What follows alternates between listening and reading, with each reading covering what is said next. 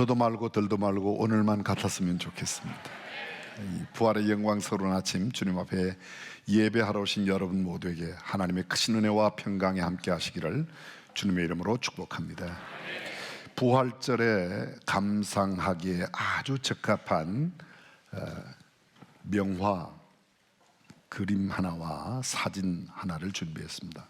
먼저 함께 보도록 할까요? 아무리 이 그림에 무식한 사람이라도 이 그림을 모르는 사람은 없을 겁니다. 작가가 밀레죠. 그림의 제목이 만종이라고 되어 있습니다. 프랑스 파리의 근교 약 50km 지점에 있는 바비종이라고 하는 조그만 시골 마을인데 끝없이 펼쳐진 평야와 함께 저기 여인 뒤편 오른쪽 그림 저 끝에 보면 조그마한 교회가 있습니다. 20년 전 제 아내와 함께 파리에 갔을 때 그 어느 곳보다 밀레의 작업실을 보고 싶었습니다.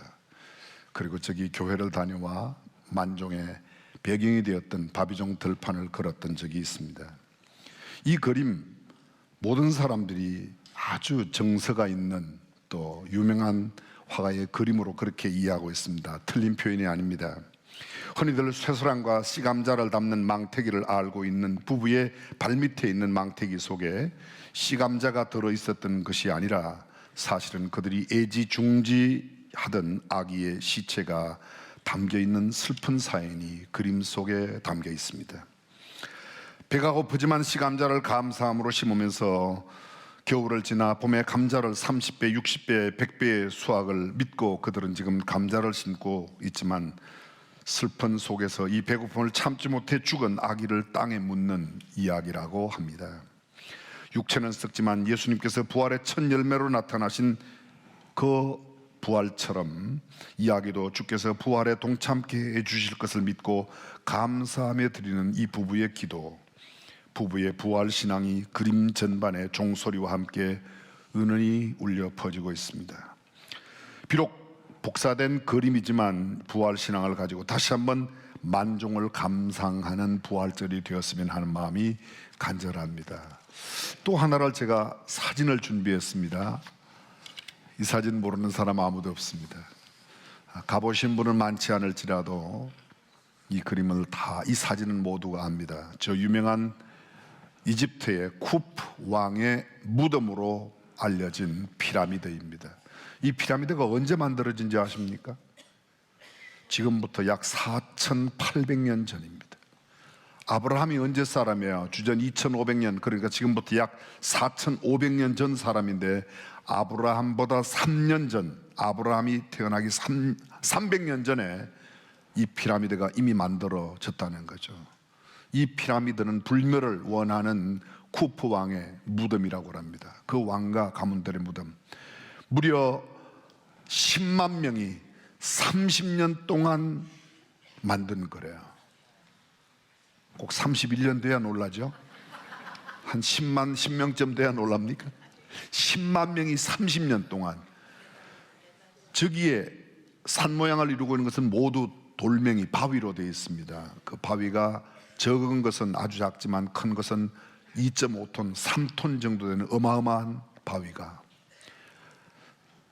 이집트의 카이로 부근에 있는 이 피라미드, 그 주변에는 이런 돌멩이가 나지 않습니다. 거기로부터 약 800km 떨어진 곳에서 그 바위가 나고 그 바위를 운송해 와서, 그때 자동차 있었나요? 기차가 있었나요? 방법은 오직 나일강 강물을 이용해서 뗏목으로 돌멩이를 날라다가 30년 동안이나 무려 230만 개의 바위를 쌓아서 만든 것이 피라미드, 소위 세계 7대 불가사의라고 말합니다. 부활에 대한 소망, 상징으로 여겨지는 이 쿠프 왕조의 무덤.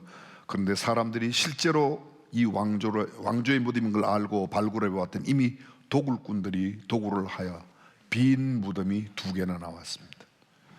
그러나 저들의 빈 무덤과 팔레스타인에 있는 예수 그리스도의 빈 무덤은 현저한 차이가 있습니다. 여기는 도난을 당하였지만 우리 주님의 무덤은 빈 무덤, 살아나신 까닭에 빈 무덤이 된 줄로 믿습니다. 인도에서 스탠리 존스 선교사가 노방 전도를 하고 있었는데 이슬람교도 한 사람이 설교 중간에 나왔습니다. 그리고 설교하는 그 목사님, 선교사님께 말합니다. 우리는 당신네 기독교인들이 못 가진 것 한 가지를 가지고 있습니다. 물었습니다. 그게 뭐요? 우리는 메디나에 가면 마호메트의 시체가 들어있는 관이 있어서 정말 마호메트란 사람이 있었다는 것을 알 수 있지만 당신네 기독교인들은 예루살렘에 가봐야, 팔레스타인에 가봐야 빈 무덤밖에 없지 않냐? 고맙소. 스탠리 존슨은 대답한 뒤에 당신의 말이 그대로 사실인데 그것이 바로 기독교와 다른 타 종교와 다른 점입니다. 우리 주님은 부활하셔서 그래서 우리는 시신이 없이 빈 무덤이 있을 뿐이요. 할렐루야. 부활입니다. 여러분 부활을 믿으십니까?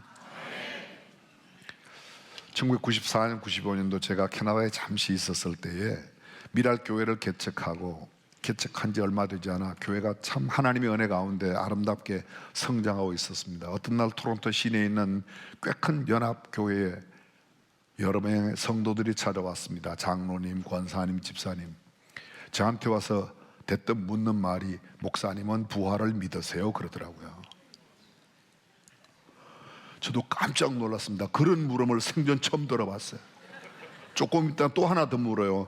예수님의 동정녀 탄생을 믿으십니까? 그러더라고요. 그 제가 물어봤어요. 다시 역으로 질문했습니다. 그거 안 믿습니까? 물었더니 그걸 어떻게 믿냐고 그래요. 그걸 어떻게 믿냐고. 근데 그분들이 교회의 장로님, 권사님, 집사님이야. 다시 한번 여쭤보겠습니다. 예수 그리스도의 동정녀 탄생을 믿으십니까? 부활을 믿으십니까? 부활이 뭐예요? 사실 우리는 부활에 대해서 참 막연하게 알고 있습니다. 하나님께서 세상에 알지 못하는 영적인 비밀을 알려주시는 귀한 말씀 성경입니다. 이 성경 말씀을 통해서 하나님의 놀라운 구원의 비밀, 죄 사함, 용서함의 비밀, 천국의 비밀, 그리고 오늘 말씀하고자 하는 부활의 비밀, 그 외에도 수많은 비밀들이 담겨져 있습니다. 이 고린도전서 15장은 부활의 대헌장이요 부활의 진수를 말하는 바울의 위대한 부활 논문임과 동시에 대서사시라고 말할 수 있습니다. 오늘 본문 51절 이렇게 시작합니다. 보라, 내가 너희에게 비밀을 말하노니. 비밀이 뭐죠? 숨겨진 사실, 이게 비밀입니다. 그 비밀이 뭐라고요? 내가 비밀을 말하노니 부활이라고 말하고 있습니다. 부활이 무엇입니까? 계속되는 51절, 보라 내가 너희에게 비밀을 말하노니 우리가 다 잠잘 것이 아니오 마지막 나팔에 순식간에 호련히 다 변화되리니. 잘 들어보십시오. 마지막 순간에 다시 살아나리니 이렇게 말하고 변화되리니. 우리의 개념 속에 부활은 죽었다가 다시 살아나는 겁니다. 근데 성경은 또 다른 표현을 쓰고 있어요. 변화한다고. 성경 속에 죽었다가 다시 살아난 사람의 이야기가 있습니다. 예수님도 3명을 살렸어요. 나사로를 살렸습니다. 나인성 과부의 아들을 살렸습니다. 회당장 야이로의 딸을 살렸습니다. 구약 성경에도 수넴 여인 과부의 아들을 살린 이야기가 있습니다. 사르밧 과부의 아들을 살린 이야기가 있습니다. 성경 속에 죽었다가 살아나는, 아니 우리가 일반적으로도 가끔 어떤 사람이 죽었다가 하루 만에 살아났대, 그런 이야기 들어보신 적 있으세요? 그런데 그 어느 것도 죽었다가 살아난 사람에게 부활이라는 표현을 쓰지 않습니다. 오늘 성경의 가장 중요한 핵심의 내용은 부활, 그것이 죽었다가 살아난 것이라기보다는 변화라는 사실입니다. 53절입니다. 본문 다음에 나오는 이 썩을 것이 반드시 썩지 아니할 것을 입겠고 이 죽을 것이 죽지 아니함을 입으리로다. 더는 썩지 않고 죽지 않는 신비한 몸으로 호련히 변화되는 거예요. 그게 부활이에요. 아멘 해도 괜찮아요. 사실 성탄절은 타 종교에도 있습니다. 예를 들면 우리는 성탄절을 12월 25일로 지킵니다. 불교는 4월 초파일로 전에 다니셨던가 봐요. 유교는 9월 28일 공자 생일을 지킵니다. 그런데 여러분, 그들에게 부활절은 없습니다. 예수님에게만 오직 부활이 있는 줄로 믿습니다. 일반적으로 우리 육신의 몸은 죽으면 썩어서 흙으로 돌아갑니다. 그러나 마지막 날 하나님의 나팔 소리와 함께 우리의 썩어 없어지지 않는 변화된 몸으로 우리는 다 변화될 것을 성경은 말씀하고 있습니다. 주님께서 바울을 통하여 부활에 숨겨진 진실을 공개합니다. 그것을 비밀이라고 말합니다. 이것은 실로 위대한 선언입니다. 복음의 핵심은 바로 십자가와 부활입니다. 부활은 죽었다가 다시 살아나는 것 이상입니다. 굳이 주님이 아니어도 죽었다 살아난 사람 이야기 조금 전 우리가 들었습니다. 그러나 부활이라고 말하지 않습니다. 부활은 죽은 사람에게만 해당되는 것이 아닙니다. 오늘 본문 52절 다시 보십시오. 나팔 소리가 나며 죽은 자들이 썩지 아니할 것으로 다시 살아나고 우리도 변화되리라. 누구도? 우리도. 마지막 나팔 때까지 살아있는 우리도. 죽었다가 살아나는 사람만이 부활이 아니고 살아있는 그들도 변화되리라. 여기 바울이 말씀하는 우리는 아직 죽지 않고 살아있는 사람들을 가리킵니다. 세상 종말을 우리가 죽었을 때 맞을 수 있지만 살아있을 때 어쩌면 맞는다면 우리는 그 주님의 나팔 소리와 주님을 맞을 때 우리 모두가 변화된다고 이야기합니다. 부활체가 어떤 것입니까? 54절 이 썩을 것이 썩지 아니함을 입고 이 죽을 것이 죽지 아니함을 입을 때에는 사망을 삼키고 이기리라고 기록된 말씀이 이루어지리라. 그렇습니다. 사망을 이겨내는 겁니다. 우리는 늙고 죽고 썩는 것, 그래서 흠모하고 그것을 두려워합니다. 공포스러워합니다. 무서워합니다. 부활의 몸으로 변화하면 더는 늙거나 죽거나 썩지 않습니다. 나사로나 야이로의 딸이 또 나인성 과부의 아들이 부활한 것이 아니라 살아났지만 그들은 또다시 썩어질 몸으로 다 죽었습니다. 그러나 그리스도 안에 부활의 형체를 입는 우리가 어떤 날 완전히 변화됩니다. 부활에서 변화가 왜 핵심인가? 우리가 부활 이후에는 영생합니다. 지금의 육체로는 영원히 지금 갖고 있는 아무리 건강한 사람이라도 영원히 살 수 없습니다. 부활을 통해 영원히 썩지 않는 몸으로 갈아입는 거래요. 변화되는 겁니다. 부활의 세계에서 영원히 살려면 그 환경에 맞는 부활체를, 부활의 몸을 가져야 돼요. 그 부활의 변화에 된 몸이 아니면 결코 영원히 살 수 없습니다. 부활을 통해 갈아입을 신령한 몸이 어떤 몸인가? 바울은 이것을 꽃과 꽃씨에 비유합니다. 꽃씨는 모두 작고 초라합니다. 그런데 땅에 심겨 꽃을 피우면 그 꽃씨는 상상할 수 없는 아름다운 꽃이 피게 마련이죠. 우리가 잘 알고 있는 벌레들, 뭐 배추벌레 거의. 근데 벌레의 모습에서는 참 벌레를 보면 어떤 때는 징그럽기도 하고 가끔 귀엽다고 하는 사람도 있기는 해요. 근데 벌레는 참 징그럽습니다. 근데 이건 그 벌레가 잘 성장해서 고치 속에 들어갔다가 나비가 되고 나면 상상할 수 없는 아름다운 날개짓을 하며 얼마나. 올챙이가 개구리를 이해할까요? 이 애벌레가 나비를 이해할 수 있습니까? 그럼 이해가 안 된다고 애벌레가 나비가 안 되나요? 많은 사람들이 부활이 이해가 안 된다고 그럽니다. 이해가 돼서 부활이 아니라 영원히 변치 않는 진리의 말씀, 성경 말씀이 부활을 선포하고 있습니다. 날마다 변하는 책도 우리가 그렇게 배우고 익히는데 수천 년 동안 한 번도 변한 적이 없는 진리의 말씀, 하나님의 말씀이 부활이 있다고 하십니다. 그리고 그 부활은 우리의 것이라고 말합니다. 할렐루야. 그래서 부활을 믿는 이 복음이 얼마나 위대한 건지 모릅니다. 고린도전서 15장 42절 오늘 본문 훨씬 전에 나오는 말씀이죠. 죽은 자의 부활도 그와 같으니 썩을 것으로 심고 썩지 아니할 것으로 다시 살아나며 욕된 것으로 심고 영광스러운 것으로 다시 살아나며 약한 것으로 심고 강한 것으로 다시 살아나며 육의 몸으로 심고 신령한 몸으로 다시 살아나니 육의 몸이 있은즉 또 영의 몸도 있느니라. 꽃씨처럼 볼품없는 육의 몸을 심어 꽃처럼 아름답게 영의 몸으로 변화되는 것, 그것이 부활입니다. 여기 다시 살아나고 그렇지만 원래 오늘 표현으로 말하면 변화되고. 아멘.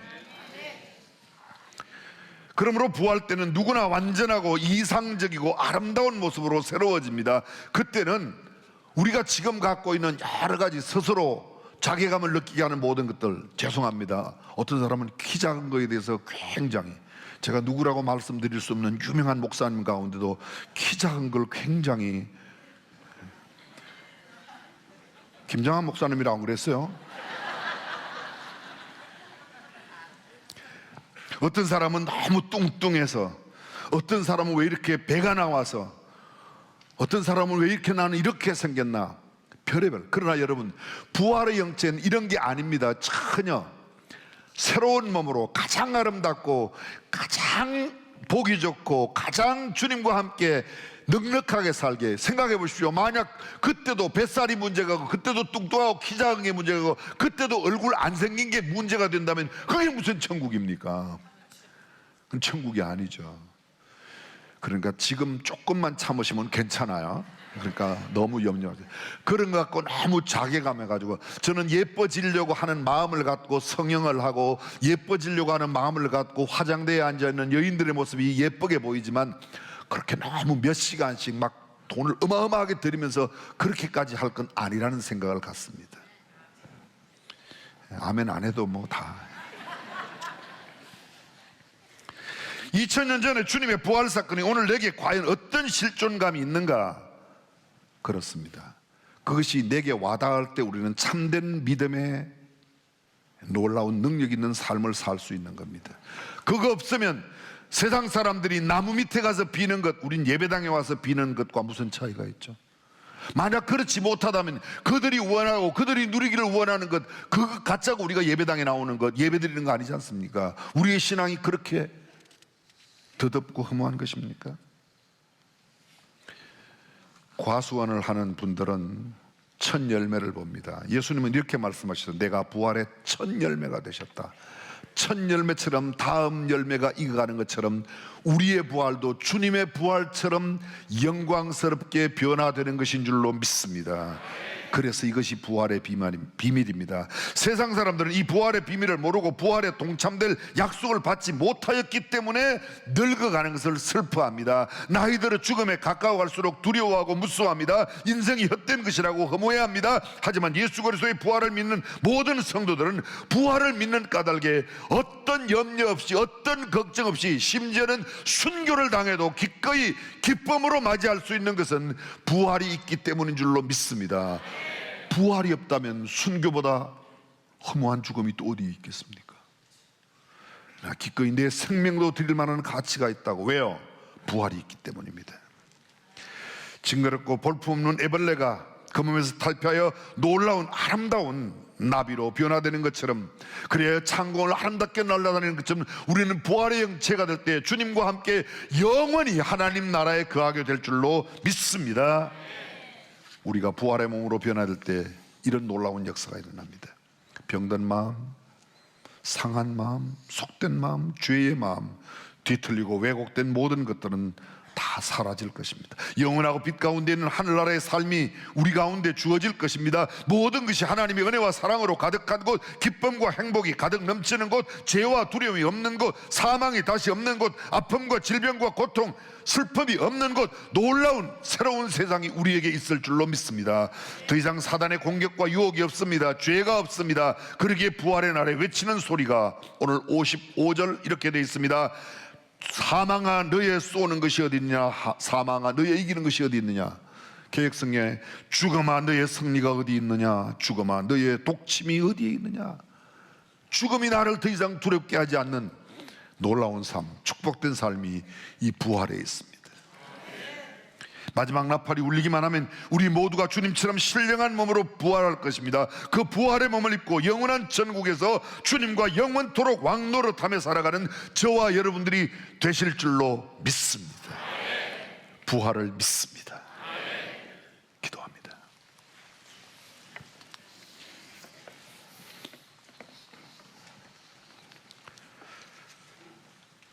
때로 없는 것 때문에 고민하고 슬퍼하신 적이 있습니까? 육체의 질병 까닭에, 괴로움 까닭에, 아픔으로 인해서 번민하고 고통하신 적이 있습니까? 육체의 한계 속에 있는 우리는 어쩔 수 없이 그런 질병과 아픔과 고통을 맞이할 수밖에 없지만, 그러나 우리에게 부활이 있습니다.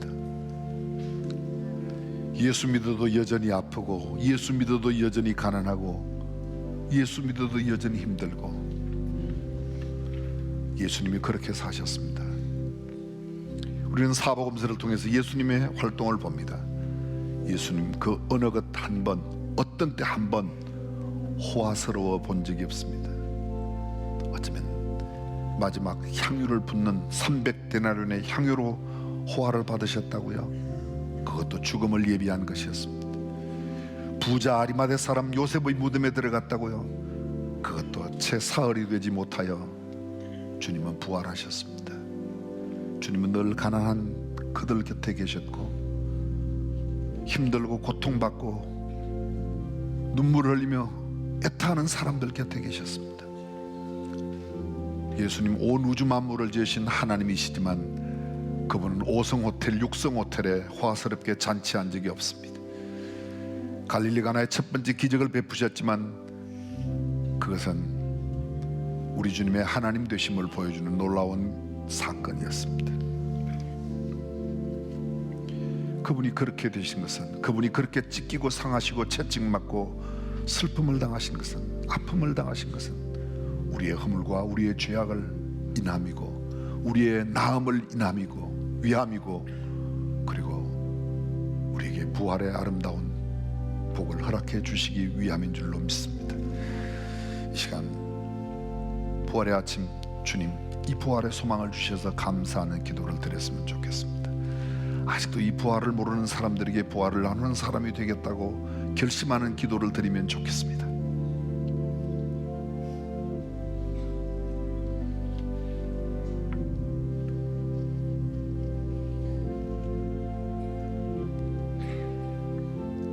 살아계신 우리 하나님, 오늘 영광스러운 부활절, 하나님을 사랑하는 백성들이, 아니 하나님께서 사랑하시는 백성들이 주님 앞에 나와 주님 앞에 예배드립니다. 주님 예배를 받으시고 우리에게 부활의 소망이 넘치게 하여 주옵소서. 거칠고 험악한 세상, 죄악 많은 세상, 병들고 아프고 고통스럽고 번민과 고뇌가 많은 세상, 그러나 이 세상 살아갈지라도 영광스러운 부활이 있음을 늘 바라볼 수 있는 소망 넘치는 삶을 살아가도록 우리에게 역사하여 주옵소서. 이제는 우리 주 예수 그리스도의 은혜와 하나님의 무한하신 사랑과 성령님의 감동, 감화, 교통, 충만하심이 오늘 영광스러운 부활의 아침 주 앞에 예배하고 돌아가는 모든 성도들, 저들의 자녀들, 저들의 행하는 범사와 우리 대한민국 모든 지도력과 온 국민 위에 영원토록 함께 하시기를 간절히 축원하옵나이다. 아멘.